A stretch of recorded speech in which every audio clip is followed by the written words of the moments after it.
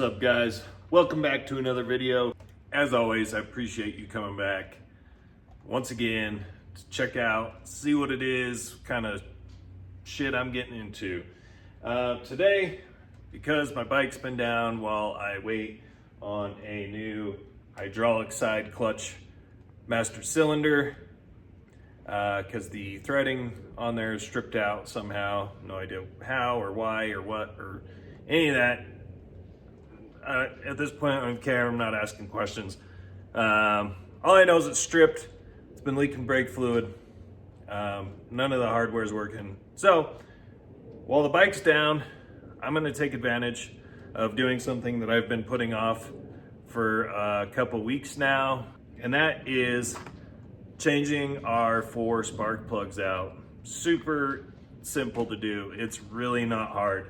Hardest part is removing the seat, taking the tank off to get the access to our spark plugs.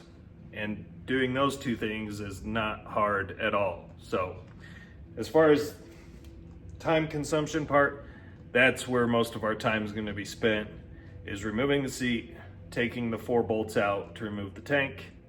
And then once I get the tank and the seat off, we'll jump back in.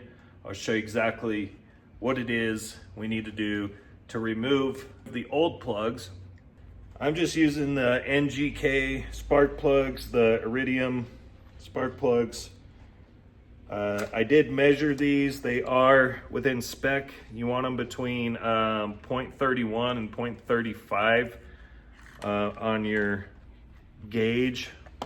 You're gonna use your the gauge. It looks like this, and you're gonna measure this gap here where the point of contact is, like the striker that sparks, makes the spark and arc. So you're just gonna measure that, and these are measuring out at 0.32, so we're right where we wanna be. All 4 are sitting at 0.32. Make sure you're measuring every spark plug. Just because one is measuring where it should be does not mean all 4 in the same pack are going to be exactly where they should be. So just measure each one. You can buy this little thing at Walmart for $1. I mean, they're not expensive. Any auto parts store is gonna have them. So a buck, a couple bucks, whatever it is. So make sure you're measuring your gap at the top of your plugs. Yeah, so I'm gonna get this stuff removed, and then I'll see you back here in just a second. So if you don't know how to remove your tank, it's 4 bolts, one here, and then one on each side of the neck of the bike, right there. One on each side, and then these 2 right there.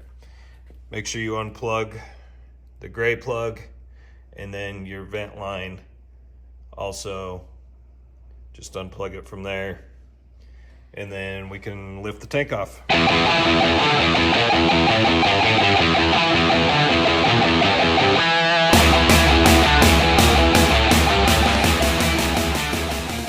Another thing you don't want to forget to do, disconnect our fuel line. Just this little metal sleeve, colander, whatever you want to call it. Just push up. Just like that. You will have a little bit of gas that drips out.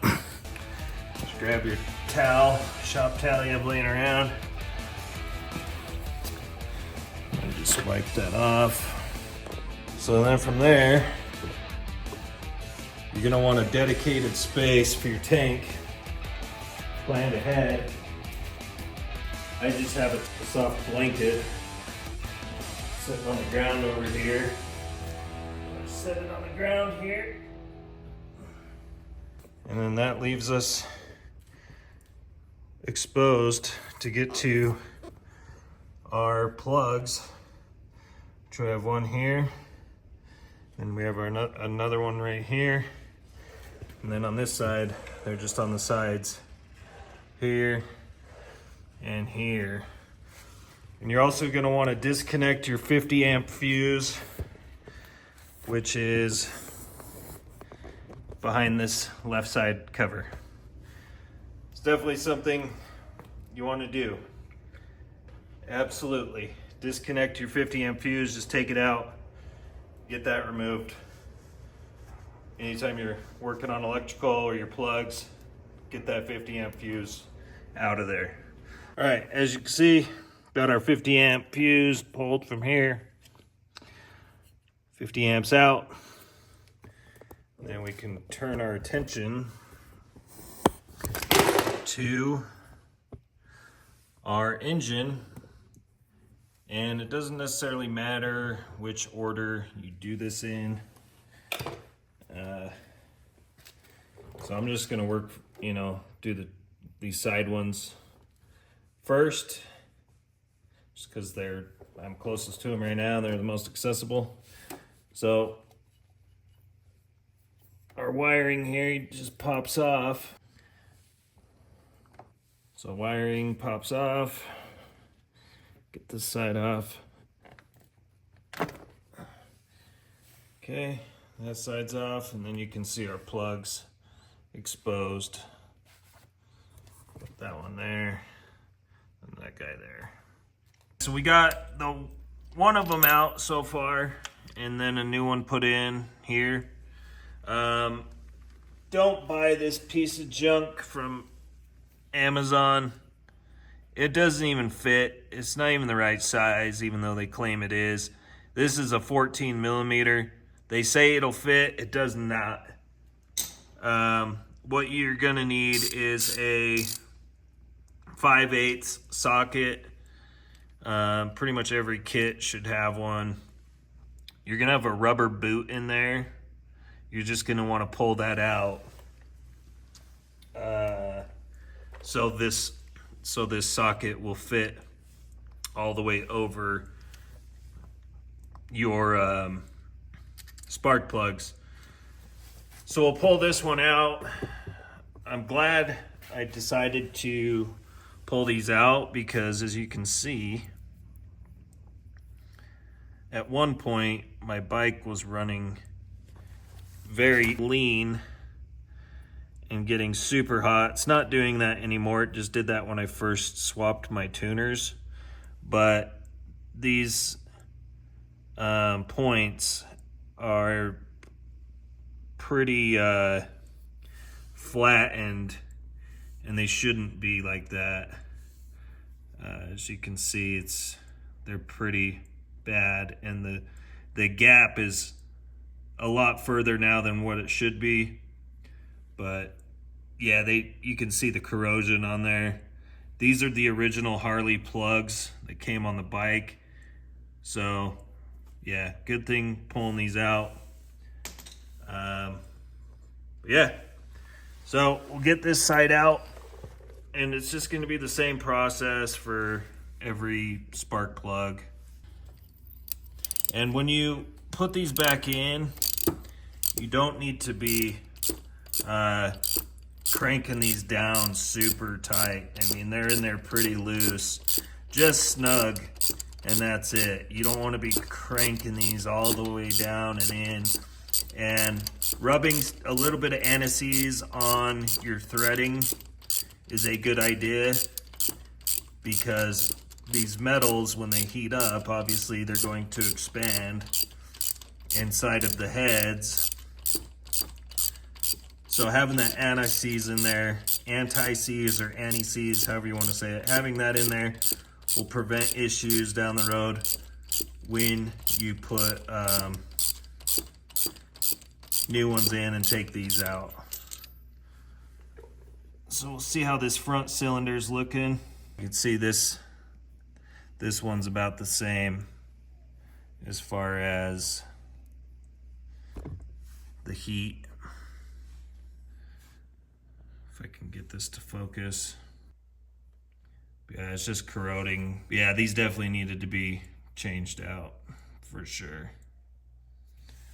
Okay, so take that old one out, grab us another new one out of our box. And if you want to get these for your road glide, this is the number. These are just the ones that I went with, the NGK iridiums. CR9 EIX. Come in a 4-pack, like 38 bucks. A little bit of anti-seize. And then get the new plug in. And you just want to hand thread these. Last thing you want to do is have a cross thread. That would really suck to cross thread these in. So just make sure they're going in nice and smooth. Just like that. Make sure it's nice and, not, like I said, not super tight, but you want it snug. And then we'll just put our ratchet on there and literally give it just the tiniest of tighten.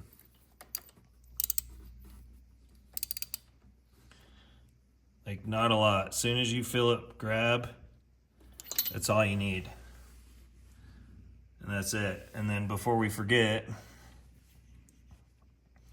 we'll put our plugs back on. And you're gonna wanna hear this click.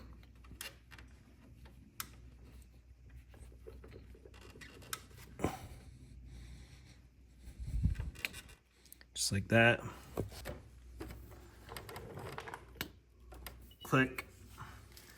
And those will just click in like that. And then for the fun part, the top ones. Get my head in the way just for a second. If this doesn't reach, might have to grab an extension, but it feels like it's gonna reach.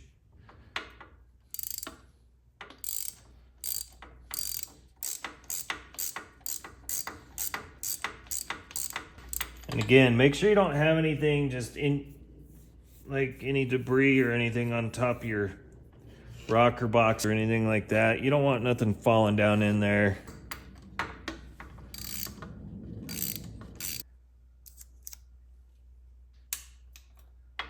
Same process, just reverse order.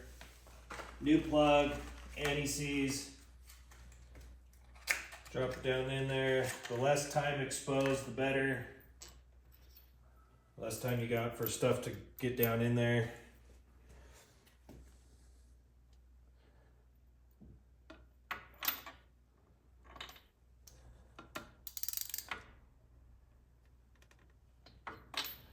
All right, so that one's good. Get our plug back in. Again, you want to hear that click. Up in the front here. And as you can see, it's just right down in here where this just plug sits, so just right down in there. So I'll finish doing that one, and then I'll be back so you guys can hear it fire up, which will mean we are successful in changing our plugs. All right, we got the last one swapped. We'll put our tank back on, and then before we button everything up, we'll just plug the fuse back in, get our fuel line hooked back up, and just make sure there's no misfires before we put everything back together. Because if there's any misfires, we're gonna obviously need to diagnose it and see which one's misfiring, but we shouldn't have any issues with misfire. If you did everything to the book, it should all be kosher. So we'll plug our fuel pump back in.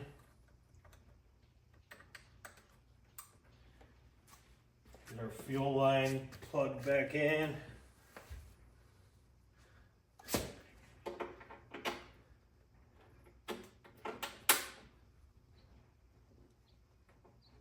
All right, fuel line is connected. Get our 50 amp fuse put back in. our breather line back on.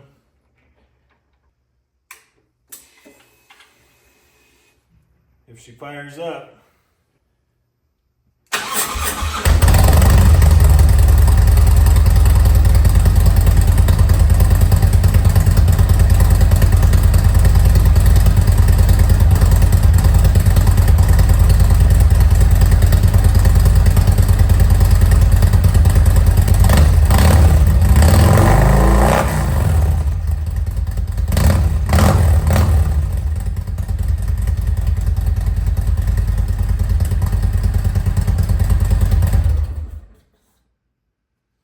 yes, sir.